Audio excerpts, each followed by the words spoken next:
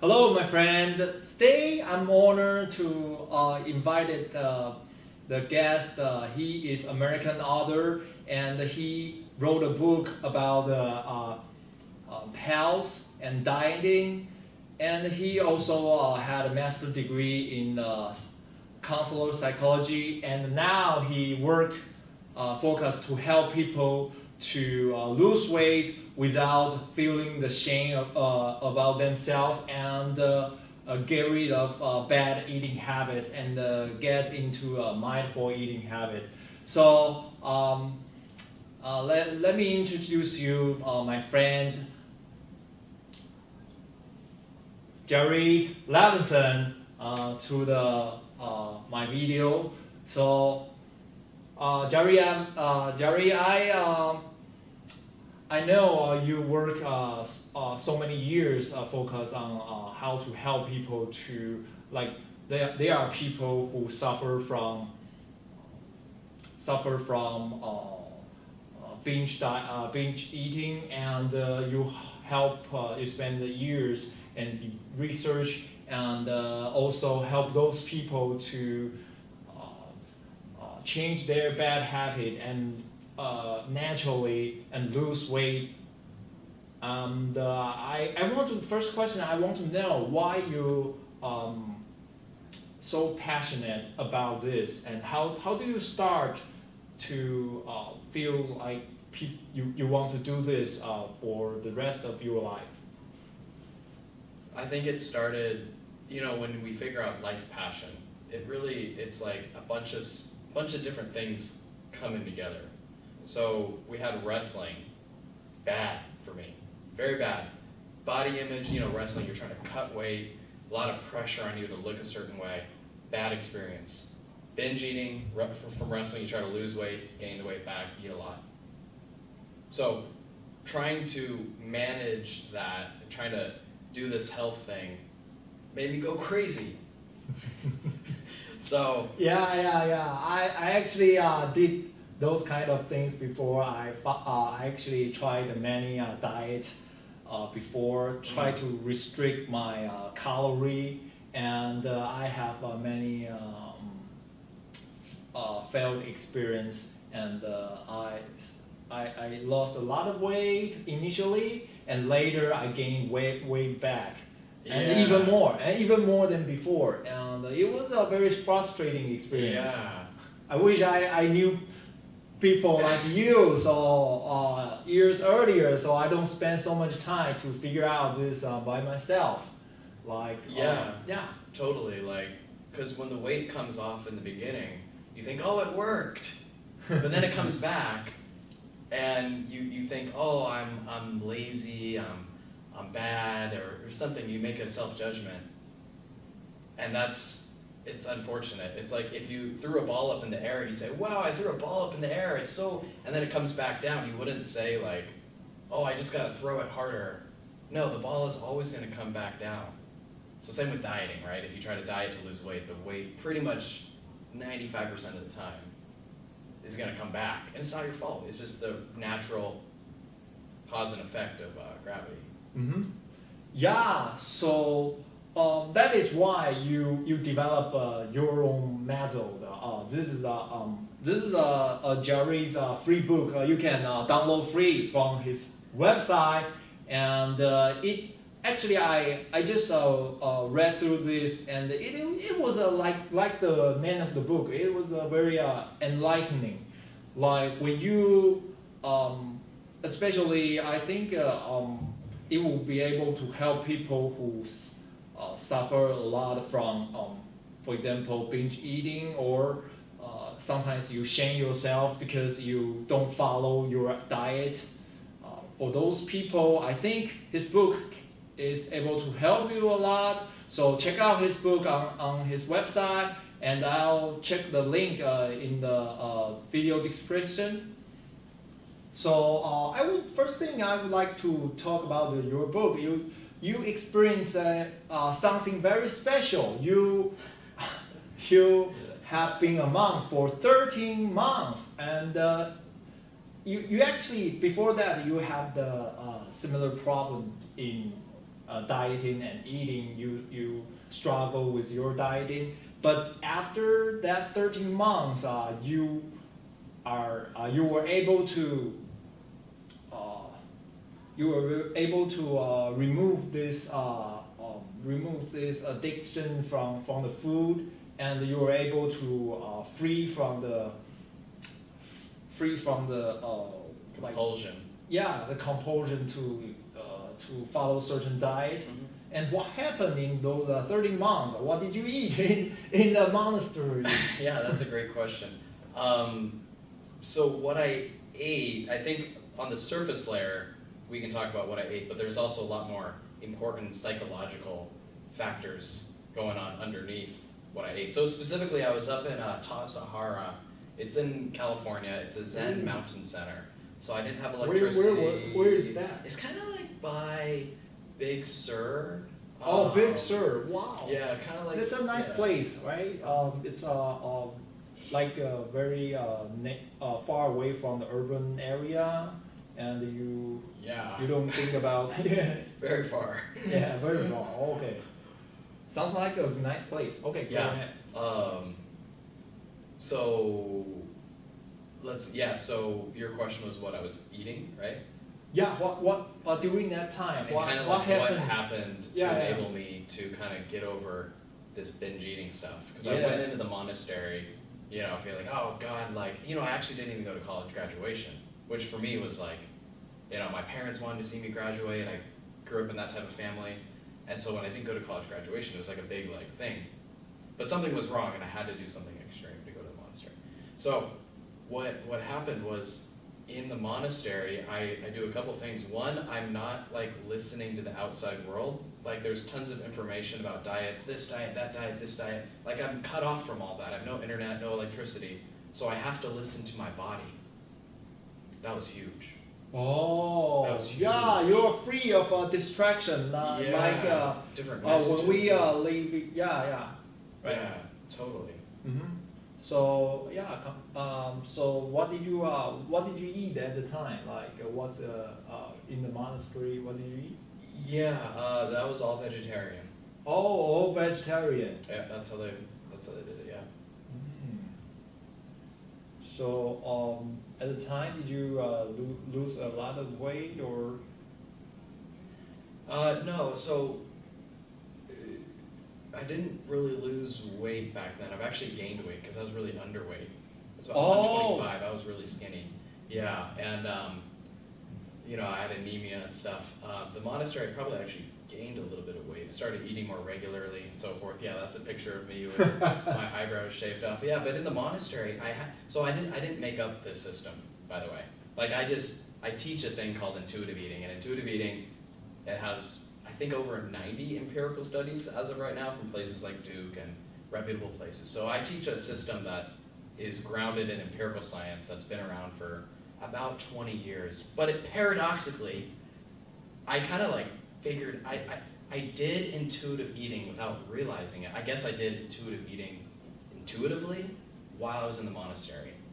Because afterwards, after I kind of really understood the importance of mindfulness, I said, all right, I want to do mindfulness. So I got into counseling school. In counseling, they start teaching about this thing called intuitive eating. And then the light bulb moment goes off. Holy crap, this intuitive eating thing is what I did in the monastery. And that, to answer the original question you asked me, is kind of how I got onto my life purpose, was piecing together, this monastery experience with the empirical science of intuitive eating and realizing it really benefited me, and I could actually help other people who feel confused by dieting and struggle with overeating. Wow, that intuitive eating is very.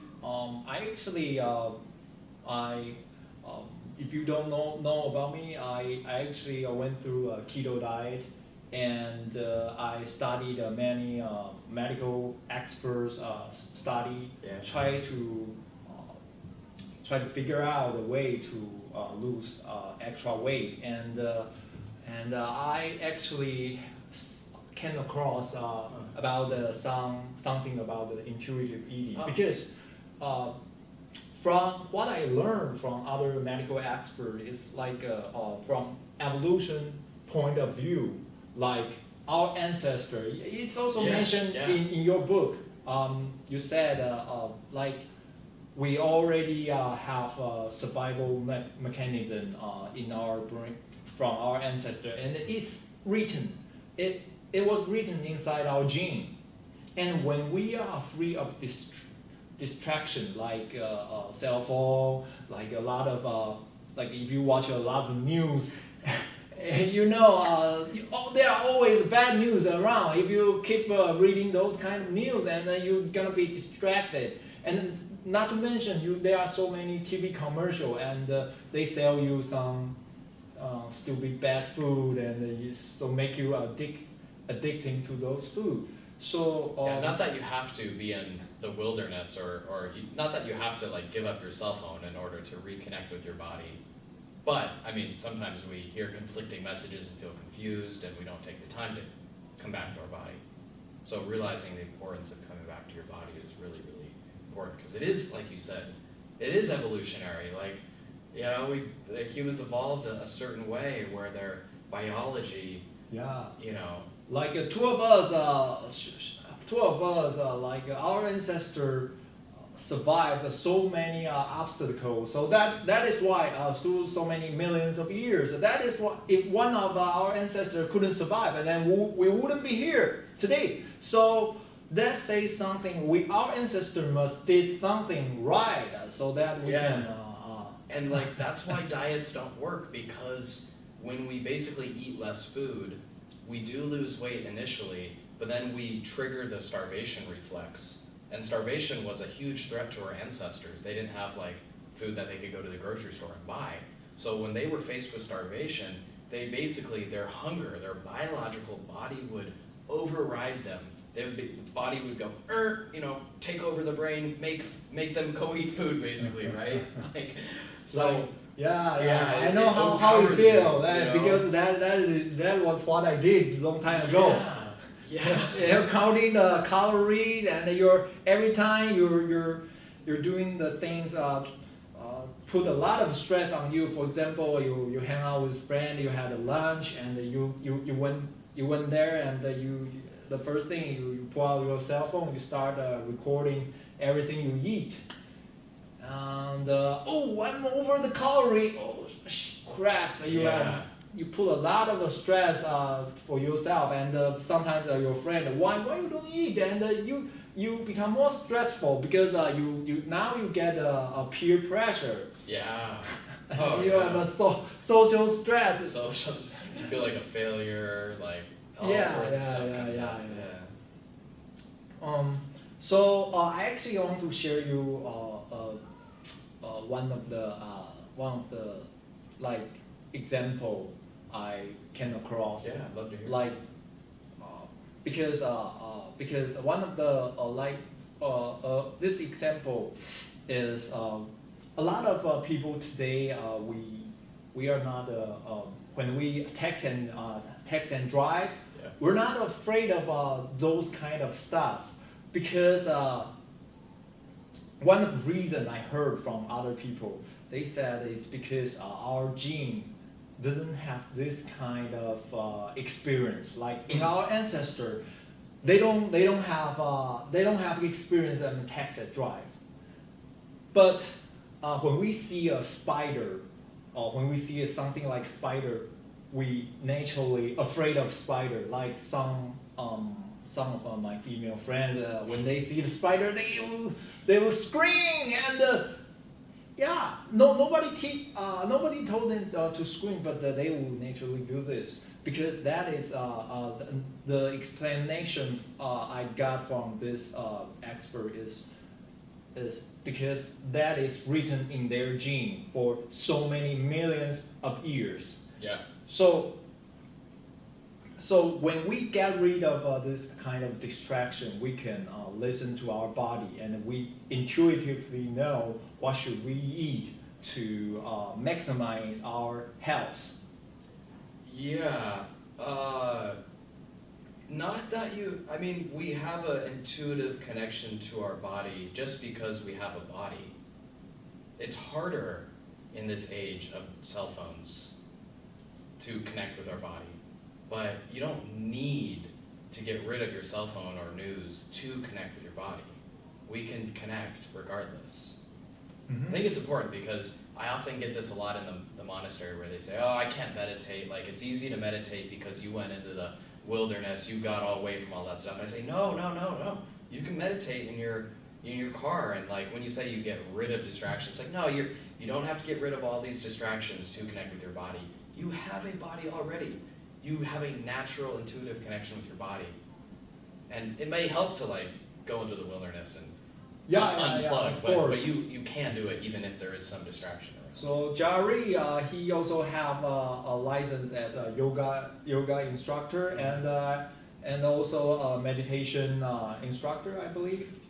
Yeah. So I think meditation definitely help you to get rid of a distraction and maybe help you to listen to your body more closely, so you can tell which food you should eat and So this morning I heard from you you're actually connected with connected with the local community. Oh yeah. And you have a meeting in this room. You have a meeting in this room earlier today, and I used to be an entrepreneur before, so I know it's so tough. And the most important thing you want to make a business is you are able to connect with all your audience. So how do you find your audience so that you're able to use your skill to help them? I mean, it kind of goes beyond the scope of this interview. There's so much about aligning a message with a marketplace need and distributing a message to that marketplace. I'd say it's starting with friends. I have a lot of people who started with me from yoga, and I talked to them after yoga class about what I'm doing, and I invited them to this room. And then they started bringing some other people. I think word of mouth is probably the best way to start in the beginning. Mm-hmm. I just told them what I had in mind, and if they wanted to show up, they showed up, and we had we rang a bell, and we read some chapters out of the intuitive eating book, and we talked, and it was great. It was really good. And then they'd bring their friends back next time, and it kind of started growing like that. It's very small right now, but it's growing, and I feel like there's something real here. Uh-huh. So I saw you from the website. You have an 8 weeks program. So that so did you so some of your customers or clients, they actually join this program, and they lose weight and they gain back their health after 8 weeks? In a nutshell, yeah. I tend to think of it, I tend to say we don't focus on losing weight. It's weight loss enlightenment. We're enlightened from weight loss. Because oftentimes the obsessive focus on weight loss creates stress and worry. So we're not worried about weight loss. It kind of happens when we start really enjoying our food, really enjoying the body connection, getting out of our head. When we can rediscover a more intuitive relationship with food, then weight loss may or may not happen, but we're going to be happier regardless. Yeah. I cannot agree with you more, because myself, I went through keto diet. But I didn't like keto diet is one of most restrictive diet you can try before you can try. But I didn't just start directly follow the keto diet really strictly. So I started by eating a little bit more keto diet food. And gradually added into my diet, and also I learned how to cook those keto food, so make your meal more delicious. So you gradually like this kind of diet instead of force yourself to follow this kind of diet very strictly. And I was able maintain my weight. So I released about the 50 pounds of weight, and until now it didn't came back. Good, So I good. guess. This is a great way. Like you don't have to be obsessed with. Oh, you have to follow this exactly. Yeah, yeah, And yeah. so that you will be success, and paying too much attention could be a very stressful Yeah. experience. Uh-huh. Yeah, absolutely. I mean, the focus is not as much on the diet. Like, I know. The last step there's 10 principles in intuitive eating. And step 10, principle 10, is focusing on nutrition. That's kind of the last step that we actually focus So on. it didn't mention. I don't think it didn't mention in the free book. It's in your program. Yeah, this free book is just kind of an introduction. Oh, okay. It's not like it's just. So it's you're just talk about yeah. nutrition as well. In your yeah, program. But the point I'm trying to make is that it's a secondary emphasis. Like when you're in your head, when you're disconnected from your body, when you're afraid of food, when you have felt so much failure around losing weight before, if you just skip all those things and say, here's what to eat and here's what not to eat, it totally misses the point. So a lot of intuitive eating is rediscovering trust in your body, rediscovering your rhythm with food, and then kind of after you got your rhythm and trust and confidence back, then we gently start to talk about, what foods are not even healthy, what foods make you feel good, really. Because healthy foods, at the end of the day, they make you feel good. Yeah. Yeah. I agree with you. When It's just so easy for the audience to assume that to put intuitive eating into another diet plan, so I just want to make sure like people realize this is not like your typical thing. It's different. Yeah. You got to check out his book. It's not like any other diet. It's all about intuitive. For me, it's like more like trust your ancestor gene that they survived for a million years. That's why you're here. So trust your ancestor, trust your gene, trust yourself. You'll be able to find the right way to eat, and you don't have to force yourself to eat something you hate to eat. Yeah. It is very painful. So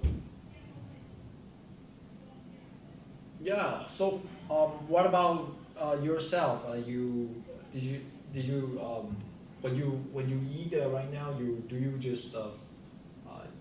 you just eat anything you like to eat, or do you have you apply the intuitive eating on yourself as well? I right? try to apply it on myself. Yeah.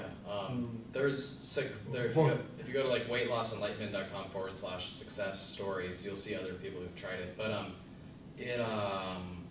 try to do it on myself. But absolutely. you're teaching people about the intuitive diet, intuitive eating. Why don't you just why don't you just follow intuitive eating yourself too? You said you tried. Oh no, yeah. I mean, it's something that I do. It's not. I mean, it's like I don't know. What do you want to call it? It's not a plan. Oh, it's not. You know a what plan. I mean? It's not like Yeah, it's not like a intuitive, plan. It's like, do I follow it? I don't know. Do I follow feeling good? Like, I try to feel good. I try to feel good. There's not like a set thing that I try. Like sometimes I do try to follow a rule, and sometimes I don't. You know what I mean? Like it's very hard. It's very intuitive. Yeah, it's very intuitive. Whatever you like to eat, you just eat it, right? Well, I mean, sometimes no. I mean, sometimes I'm like, oh, I want a cookie, but I don't have it. Other times I want a cookie and I have it. It's because there's a lot of context, right? I mean, It really is about listening to your body, being able to get out of the judgment. We all have these diet voices in our head. And so learning to have a yoga balance, you know, having a balanced perspective, being able to stay calm, and trusting that your body's going to make the right decision. Learning that is the key. Yeah, it's kind of hard to describe, but if you break into like one specific aspect of it, one of the 10 principles, we can talk about any of those principles in more like specific detail. But you know, like for example, like this is an interesting thing here where like Stephen Hawks, he figures out that people with a greater level of emotional awareness, they tend to eat a little bit less naturally.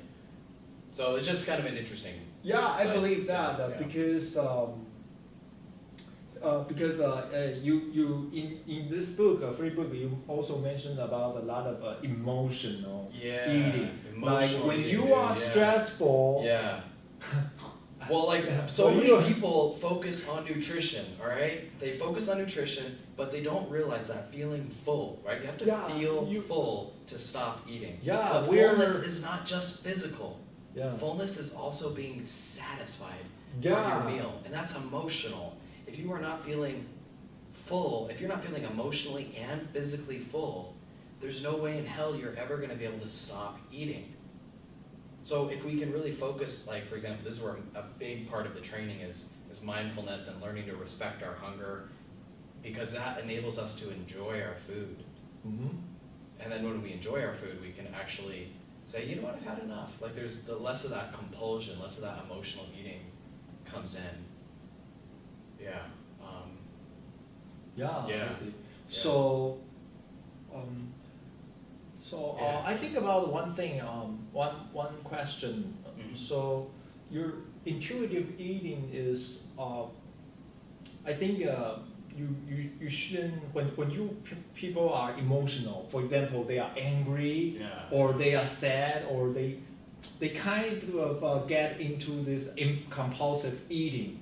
So I think one of the most important thing is to be aware, like have awareness that you are very stressful, you are very emotional. So the first thing you should do is like to do a meditation or at least to reduce your stress, so that you can make a better judgment about your intuition and use your intuition to eat. Is that something like you agree with? I really like that. Yeah, being mindful of your emotions, being able to sit with some uncomfortable feelings and explore them. That's a huge part of doing the work about intuitive eating. I would say one thing that is important as well is in the beginning, expecting that you are going to compulsively and emotionally eat in the beginning.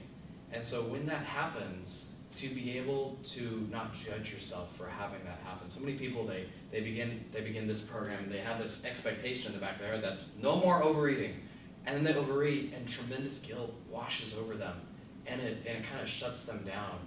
So a big part of this is realizing, you know, being able to look at your overeating after the fact with a clean slate. Like, okay, I overate, I'm not going to beat myself up. I know overeating is a huge pattern, so this mental voice is different than you suck, you fail. Like, the voice in your head is different. That is so important for handling these episodes of and learning from them. Ultimately, you got to learn.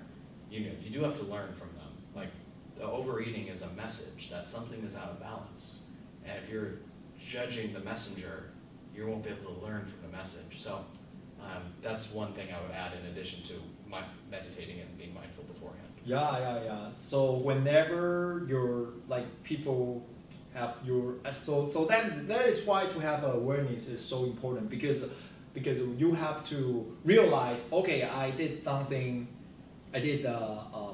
binge eating, but you suddenly have a shameful feeling, like and then you have to be very aware, like you're talking to yourself in a very negative way, and it's very Sucks, bad for yeah. your It for just your sucks, yeah. weight loss, and It it's sucks.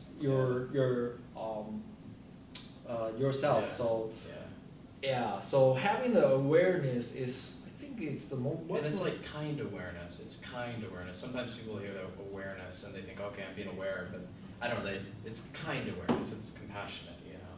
Yeah. So yeah, I hear you though. Yeah. So Absolutely. so you mentioned a very I like your book very much because I kind of that's just a like weird. I kind of just like transitioned to that slide. I did. Yeah. Okay. Yeah.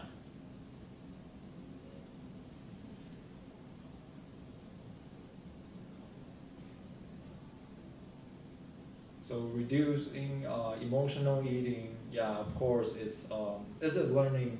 First, you have to have awareness that okay, you're emotional, and you better, you know, stop this angry or a negative emotion, and try to do a man. If I found myself I'm emotional, have a negative emotion, and I will try to do some meditation. Yeah. So Calm down. get back, Yeah, calm down a little bit, and then you get back to your intuition, and you tap to your Yeah. intuition so that you know which foods are you supposed to eat, and it's can satisfy you and also provide important nutrition. Yeah. Like. Actually, Yeah. I talked about this with Jerry before. It is a medical experiment. I think you also mentioned you heard about that before. They maybe. Which one? No, I think you told me. Oh yeah, I told you I don't before. quite know what we're It's they did this experiment on a group of babies. So they scientists purposely to make one of the baby, he is nutritional deficiency in certain nutrition, Oh. and then they put a different kind of food for babies to pick. They are freely to pick all kinds of food, Oh yeah. and one of the food is very usually people normally baby won't eat this kind of food, but that food provide the nutrition this baby doesn't have. So then the scientists found this baby who lack of a certain nutrition, he was able to use his intuition. He actually smelled all kinds of food, and he picked the one. He picked the one which has the nutrition he lack of. Yeah. And this is only because the baby they don't have the Yeah. they don't have the knowledge like we do. Uh-huh. They can only depend on their survival Yeah. intuition and to pick the food that he has to eat to cure a certain kind of disease or to nutrition deficiency. And after the baby eat that certain food several times, and he doesn't have that nutrition deficiency anymore, Yeah. he doesn't eat that food anymore. He eat regular food just like other babies. Yeah. So- Absolutely. Yeah, that was a very amazing experiment. The first time I heard it was very enlightening. Yeah, and just piggybacking on that too. Sometimes people in intuitive eating, they have certain forbidden foods like cake, or even they have taboo foods. Yeah, that they if you're listening, there's a big Yeah, picture. I admit I have that too. Yeah. I have for example, French fries and Yeah. cheesecake. Yeah. The high sugar And like sometimes in intuitive eating, what people do in exercise, where they give themselves permission to have some of these foods and to allow themselves to have it, to rediscover that if they hold back from foods, then the food tastes really good, right? Like if you don't let yourself have any chocolate pancakes, right? Like every time you see a chocolate pancake, you say, no, I can't have it. And then when you finally like are alone, or you start emotionally eating, right? You come home from work stress. Something always happens. And then you all of a sudden have that chocolate pancakes. You can't resist it. Yeah, In that yeah. moment of deprivation, you can't resist that chocolate pancakes. So part of intuitive eating is giving yourself permission to explore some of these foods. And that sounds weird, but trust me, it works. You explore some of these foods where you eat chocolate pancakes when you actually want to. And then paradoxically, you actually realize like, oh, like I don't need them. And kind of like the baby, like once the baby like got the food, then it didn't want it anymore. It had its fill. Kind of like that. Yeah, a little bit, I understand that yeah. concept, because sometimes if you force yourself, okay, I Yeah. definitely cannot eat this French fries, and you keep reminding yourself this way, and you become more upset with those food, Yeah. and after a while, And you can't stop thinking about that food either. Like Yeah, that's huge yeah. for so many people. They're like, So I think a positive mindset is very important, play a Yeah. role when you want to Yeah. lose weight. You don't think about the food that you cannot eat. Think about the food you can. For example, for myself, I'm in keto diet, so I think about the food I can eat instead of focus the food I cannot eat. For example, keto diet they have coconut, and coconut is actually very delicious. And if you cook some, for example, you can use coconut to cook oil to cook curry, and those food are very satisfying and very delicious. You don't have to. sorry, just Sorry, we're in the library, There's so an announcement going on. yeah.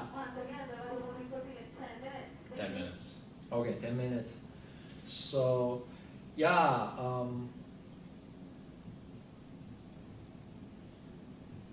So right now, you're focusing on building the community and your audience, and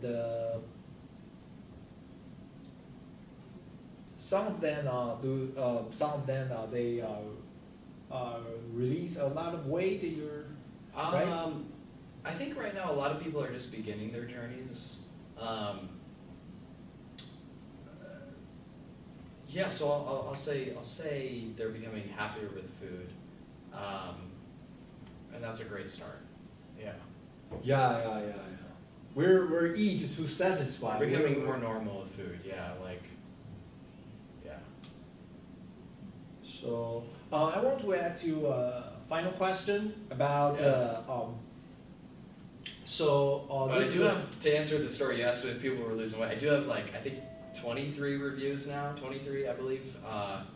They're all 5 stars from people who've gone through the process. Wow, So, yeah. wow. That's Happy great. about that, yeah. You have a But 23 review. not everyone loses weight, but everyone transforms their mindset and their spirit around food from one of despair to one of confidence and hope and trust. And that alone is so good. So anyways, yeah, just wanted to put that Yeah, out. I heard a similar concept from a famous YouTuber. He is Dr. Bird. He said instead of focus on weight losing, you focus on getting healthy. Yeah. Getting healthy first, and I like the word the weight loss yeah. will Yeah, coming yeah. after that. Yeah. So naturally, you don't Yeah. have to force yourself. Okay, you put you Yeah, weigh yeah. yourself. We don't use the scale. Huh? We put the scale away. Yeah. Because it's so tempting to judge your success by the scale. It's like, no, put your scale in a box, throw it away. Go through the program. You can take it out when you want to, but when you're going through this, you got to retrain your brain to relate to food differently, which really important to give up that scale. Okay. So my final question for you is, okay, you want to keep doing this to share this intuitive eating with all your. Okay, sorry, we do have to lock up the room in just a couple minutes. Yeah, sure. Thank you. We'll be done soon. So is this something you really passionate about? Oh, yeah. And what is your vision? What you want to, right now you already have a small community here, and what is your vision after 5 or 10 years, or even maybe 20 years? What do you want to achieve? Absolutely. Local community groups, if you think about Alcoholics Anonymous, right? There's 12 steps in that tradition, but there's 10 principles here. It's a spiritual program around, I mean, there's Overeaters Anonymous as well. The problem with Overeaters Anonymous, I'd like to create many different groups where organic growth, where right now me and the community, we're coming together, we're cooking, we're mindfully eating, and Oh, you're cooking too? Sorry, this is very distracting.